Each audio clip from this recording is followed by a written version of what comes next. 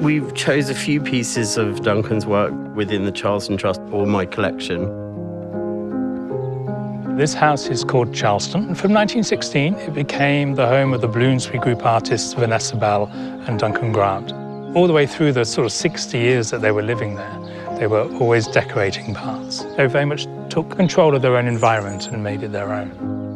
What kind of unified them was this quest for some kind of truth and freedom. Charleston was really the only property they had with a garden of its own, so it was a very important space. They would choose the flowers that existed that they wanted to see in the garden, the ones that they wanted to include in their work, in their still lives and in their decorations. Their friend Roger Fry, he laid out the garden, and you can see in the house a lot of the motifs come from the garden onto the walls, onto the furniture. Some of Vanessa Bell's letters, she describes one season where the garden is all red.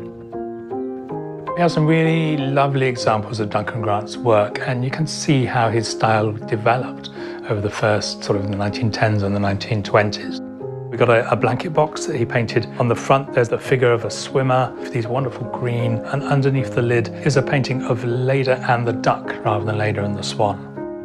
Kim Jones knows this area very well. He grew up near here, and he had visited Charleston when he was a teenager. I think fell in love with it at a very early age. It's obviously a passion that has stayed with him and has grown in him since then. His creativity sort of is sparking from their creativity, and how there's this wonderful symbiosis between the two. There's a print which comes from a lily pond screen that they have in Charleston Farmhouse. They have the desk.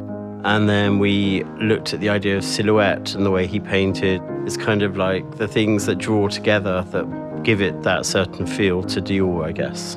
Charleston for me is a place I've loved and known since I was about 14. And I probably discovered both Christian Dior and Duncan Grant's work at the same time, to be honest.